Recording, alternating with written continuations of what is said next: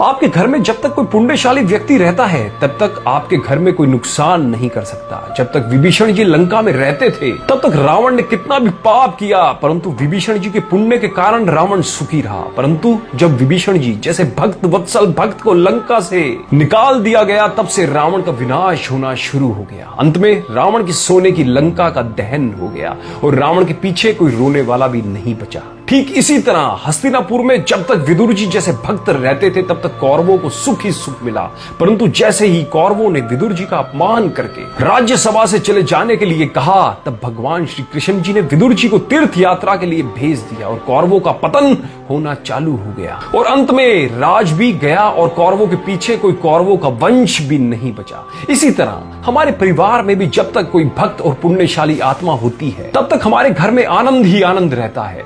ईश्वर शास्त्र गुरु के प्रति समर्पित रहे। धर्म की जड़ जहां होगी वहां अशुभ कर्म आने से डरेंगे।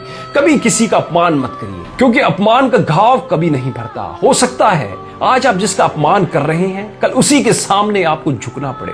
कर्मों का खेल भी निराला है, जो जैसा बोता है उसे वैसा ही काटना पड़ता है। आज दौलत या फिर ताकत के नशे में किसी का अपमान कर दिया तो क्या वह कर्म कभी पीछा छोड़ेंगे? हो सकता है आपकी धन संपदा सब कुछ उसी व्यक्ति के भाग्य से हो। कौन जानता है कि कौन किसके भाग्य का खाता है। कर्म कभी पीछा नहीं छोड़ते। भीष्म पितामह जैसे महाज्ञानी को भी भगवान से पूछना पड़ा कि उनके कौन से कर्म के कारण आज वे बाणों की शैया पर लेटे हैं। भगवान ने उन्हें बहुत ही सुंदर जवाब दिया कि कर्मों की गति बहुत गहरी है, इसलिए बहुत सोच समझ कर करिए। उनका अपराध था कि वह अन्याय को मूक दर्शक बनकर देखते रहे। जब उन्होंने उसका विरोध नहीं किया तो वे उसके भागीदार बन गए। मानिए या फिर मत मानिए, कर्मों का हिसाब हर किसी को देना पड़ता है, चाहे वह आज का कर्म हो या फिर 1000 वर्ष पुराना कर्म हो। कर्म हमेशा वापस लौट कर आते हैं। रिश्ते नाते दोस्त परिजन सर्व कर्मों की बदौलत है। हम कर्मों से कभी भाग नहीं सकते।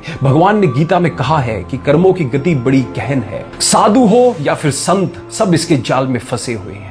स्वामी रामकृष्ण परमहंस माता के परम भगत थे, पर जब उन्हें गले का कैंसर हो गया तो उनके शिष्यों ने उनसे निवेदन किया कि आप माता से कहकर अपनी बीमारी दूर कर लीजिए। पर स्वामी जी ने जवाब दिया, यह मेरे कर्म है जो मुझे भोगने ही है। अगर इस जन्म में नहीं भोगे तो अगले जन्म में दुगने होकर मिलेंगे। जब तक उनका शरीर था तब तक उन्हें उस तकलीफ से गुजरना ही पड़ा। हमारे शरीर की हर पीड़ा के पीछे कहीं ना कहीं हमारे कर्म ही होते हैं। इसलिए ना ही कभी किसी का दिल दुखाएं और ना ही पीड़ा पहुंचाएं। कुछ लोगों को बैठे बैठे सब कुछ मिल जाता है तो कुछ लोगों को मेहनत के बाद भी कुछ नहीं मिलता। एक मजदूर दिन भर मेहनत करके 400-500 रुपए ही कमा पाता है, तो वहीं एक अमीर आदमी पलंग पर बैठे बैठे दिन भर में लाखों रुपए कमा लेता है। कर्मों का प्रभाव ऐसा होता है कि जितना भी भोगने की कोशिश करिए वह आपको पकड़ ही लेगा। इसलिए अच्छा करिए तो बदले में अच्छा ही मिलेगा। दोस्तों, मैं उम्मीद करता हूं इस वीडियो ने भी आपको जागरूक किया होगा। अगर करा हो तो अपने सभी दोस्तों और रिश्तेदारों के साथ भी इस वीडियो को शेयर करके उनको भी कर्मों के प्रति जागरूक जरूर करें, जिनसे वो भी आने वाले समय में अच्छे कर्म कर सके। धन्यवाद।